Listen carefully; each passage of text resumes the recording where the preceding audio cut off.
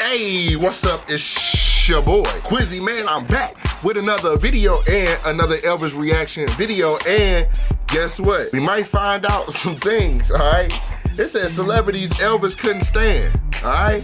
That means, you know, if you don't like somebody, you don't like somebody. You just like, man, I don't really prefer to be around them. When you just hate somebody, though. When you just like, man, your fucking guts, your breath, your face, how you talk, what you do, how you act. When you can't stand somebody, that's different.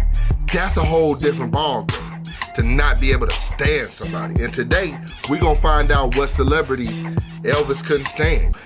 You ain't gotta like everybody. I don't like everybody. Though Elvis Presley was known to be devoted to those he loved, he also had a short temper and had little patience for those he didn't like. Here are some celebrities Elvis couldn't stand. The careers of Elvis Presley and John Lennon took similar trajectories in that both were two of among the very biggest. John Lennon just looked like he just, I don't know, he's just a hippie. I call him John Lemon. John Lennon looked like he's a straight up hippie. Or Harry Potter for some reason. Names in music and in popular culture as a whole at roughly the same time. Further, both men were big while the Vietnam War was going on. To say that the war was divisive is an understatement. Attitudes about the war extended beyond the well-publicized public demonstrations and the entire genre of music that protested the war. Public figures were quick to line up on either side of the debate as well. Celebrities like Jane Fonda and Muhammad Ali publicly opposed the war, while others like John Wayne supported it. Lennon was steadfastly opposed to the war in Vietnam and made no secret about it. Presley, however, supported the war, according to The Express, and was a big fan of then-President Lyndon Johnson, whom Lennon hated for going all in on the war. Okay, so could it be that Elvis was like, hey, bro, we need to be in Vietnam, and John Lennon just was like, hell no, nah. And that could be where they clashed at. Hey, bro, I swear that, you know what?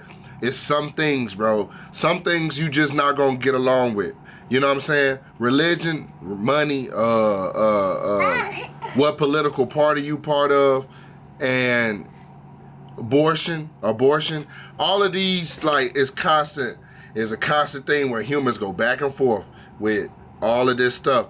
And a lot of times, bro, it don't even be worth it going back and forth about it, because it's like you feel the way you gonna feel, and I feel the way that I'm gonna feel, and we should be able to respect each other. But at some point, I get the line just can't be forced. It's like, if you go on to war, he's either like, hey, look, we should be here, or hey, look, we shouldn't be here. And I can kind of understand that. Honey, I just want to keep my own personal views about that to myself. When the two men finally met in 1965, their conflicting attitudes about the Vietnam War quickly came to the surface. No sooner had the Beatles entered Elvis's home than the tension between the two became apparent, according to author Chris Hutchins. Hutchins arranged the meeting and later wrote about it in the book Elvis and Lennon, the untold story of their deadly feud. He told the Daily Mail, Elvis's dislike of the pacifist Beatle was born from the night I took the Fab Four to his house for their first and last meeting. Why? Well, according to the Beatles press officer Tony Barrow, things started off on the wrong foot. Barrow told The Guardian, John asked what had happened to the old rock and roll Elvis, who at that point was mainly singing soundtracks to his films. He was half joking, but he meant it. The tension was eventually eased by... So you don't come to somebody's house and insult them. That's the one thing. Like, especially y'all don't already click. Don't come to his house and be like, damn, man, you slacking. Because that's basically what you said. You know what I'm saying? I mean, you can have your opinion, and there's a better way of saying it. I'm like, you don't got to be a punk.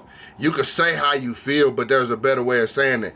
And just, you know, expressing the fact like, hey, you know what, I'm going to be honest with you, because, you know, I feel like I should be honest with you. It's not easy for me to say, but I think that, man, you know, that rock and roll that you used to do when you first started, man, if you can incorporate some of that into your newer stuff, I think it'll help you. And then tell them why you think it'll help. Not know, you know what I'm saying? You trying to be like a little slick. Where'd that go? Where'd it go? It's like, I'm here. You know what I'm saying? And I'm always going to be here. You know, you got to grow up and you got to evolve with things. So why would, you know what I'm saying? Of course, Elvis, like, don't come to my house. Like, if I was Elvis, I'll be mad too. Like, don't come to my house. Think you going to tell me what the hell going on? By an old-fashioned jam session, but the hard feelings apparently linger. Barrow told The Guardian, John said it had been about as exciting as meeting Engelbert Humperdinck. As for the other Beatles, they weren't exactly blown away either. I don't remember. I spent most of the party trying to suss out from his gang if anybody had any reefer. Elvis wasn't prepared to just stew about John Lennon, the Beatles' anti-Vietnam War stance, and the personal slight Elvis had suffered in his own home. He wanted Lennon gone, as in out of the USA. What's more, he actually went to none other than the President of the United States to get action. That's because Presley wasn't the only person keen to have Lennon silenced. The US government wasn't exactly thrilled with Lennon's anti-war sentiments either. So when Elvis met with President Richard Nixon on— Hell nah, you going against millions and millions of dollars, like, you know what I'm saying? Hell nah, and the President of the United States. So you ain't gonna be a popular figure among the government, I'll tell you that much. On December 21st, 1970, he found a receptive audience when he tried to convince the POTUS to find a way to get rid of Lennon and the Beatles. According to the official White House— hold on. So they don't look, this don't look like something out of Harry Potter.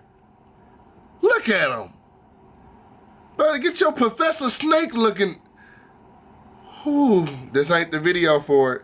This ain't the video, Quizzy. According to the official White House meeting notes from the president's personal file, Presley indicated that the Beatles had been a real force for anti-American spirit. He said that the Beatles came to this country, made their money, and then returned to England where they promoted an anti-American theme. The president nodded in agreement. And Elvis wasn't done lobbying for Lennon's removal. In 1971, during a tour of the FBI offices, the king met with then-director J. Edgar Hoover. According to government records, he expressed the opinion that the Beatles laid the groundwork for many of the problems we are having with young people by their filthy, unkempt appearances and suggestive music. Elvis got his wish, as the FBI did indeed go after Lennon, spending years attempting to get him deported in order to ensure he didn't damage right-wing political goals through his— I don't know if I like that though. Nah, I do appreciate Elvis, but I gotta keep it real. And let me keep it 1,000, let me keep it real with y'all. And many might not agree with me. I don't know if I like that part. The thing about America is you're supposed to be able to have your own, you know, right. You're supposed to be able to say what you want to say, not within treason, but you're supposed to be able to say what you want to say. You're supposed to be able to, you have the amendment, the first right amendment. That being said, if the Americans wasn't holding the Beatles up and pushing them, then they would never be famous. So you got to understand that the problem is not necessarily with John Lennon and the Beatles. It was more or less with what the American public that supported that, right? You know what I'm saying? And I'm not getting on the American people by any means. I'm just saying, I don't think it's all John Lennon's fault. And then also, one thing I will say about Elvis on this part, because I'm being fair, right? I always like to be fair. One thing I will say about Elvis on this part, you know, when he came out and when y'all was telling me he was, you know, gyrating and stuff like that, and then the media was hating on him, I would think he would have a little bit more sensitivity to the fact that, you know, hey, look, how new people engage with music. But to be honest with you, like, when I look at what my son is going to be listening to, who knows, that later on down the line, I might be like, oh, hell no, that ain't music, that ain't yada, yada, yada, yada, yada. This was music. So I don't know. So I'll leave that alone. I'll leave that where it's at. Activism. On the surface, Elvis and crooner Robert Goulet couldn't have been more different. The former was a boundary-pushing, controversial rock and roll pioneer, the latter an inoffensive ballad-singing performer whose presence wouldn't be unexpected on the Lawrence Welk Show. Legend has it that the short-tempered Elvis had little patience for seeing Goulet on TV, and once shot one of his television sets when he saw the crooner perform. What? While it's apparently true that Elvis did shoot a TV while Goulet was performing, the rumors of a supposed beef between them may have been overblown. According to author Lisa Rogers, Goulet would later call Presley a, quote, personal friend.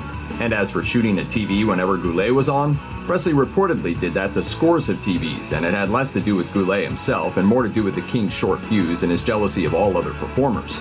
He was also known to fire at the TV when other popular singers such as Mel Torme or Frank Sinatra appeared as well. In fact, according to the Vintage News, Elvis's handlers kept scores of spare TVs around in case the boss happened to shoot one. That's kind of screwed. By the middle 1950s, rock and roll was becoming a thing, with pioneers like Elvis, Bill Haley, and Chuck Berry bringing a new form of music to the masses and teenagers eating it up. This presented something of a problem for old guard musicians like Bing Crosby, Perry Como, and the like. Careers were threatened, and concerns were raised about what effect the new form of music was having on the morality of America's youth. And Frank Sinatra, for his part, basically called rock and roll garbage. According to the Express, how could they call a genre of music that's on the come up garbage? Same thing they did to rap music. Rap music is one of the biggest in the world right now. Rock and roll, like, my thing is, rock and roll has a special place, bro. It's birthed a lot of people. It has birthed a lot of ideas. it's inspired art, it's inspired all kinds of stuff. How you just gonna dismiss something because you not a part of it? You feel me?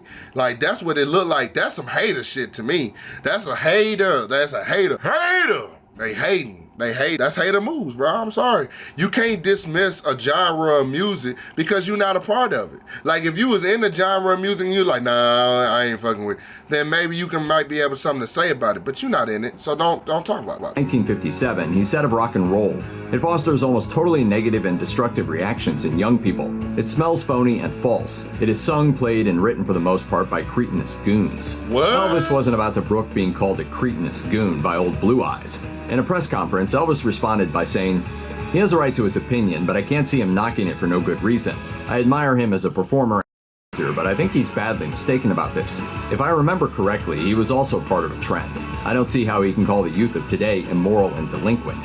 The two seem to have buried the hatchet eventually, at least professionally. In 1960, after Elvis completed his time in the U.S. Army, Sinatra hosted a TV special called Welcome Home Elvis. No word whether anyone shot the TV.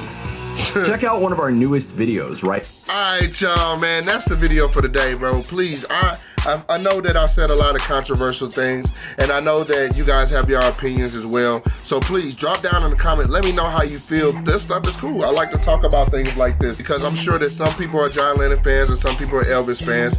And what I try not to do is I try not to take sides. But I am a little biased towards Elvis because I do enjoy his music, and I have been covering him a lot. So, you know, I mean, I am a little biased, but other than that, I mean, I think it's interesting. Y'all tell me how y'all feel, though. Drop down in the comments. I'm gonna try my best to get to everybody's comment. If I can, if I'm not able to make it to you, don't feel no type of way. You know, I'm just dealing with a lot. You know what I'm saying? I do pretty much post 2 videos a day. All right, so y'all, I love y'all, man. Thank y'all for supporting me. Thank y'all for subscribing to me, man. We are going up, bro. Let this video get to 100 likes, okay? We want to get this to 100 likes, y'all. Hey, y'all, always be safe. And if you want me to do more, let me know. Peace.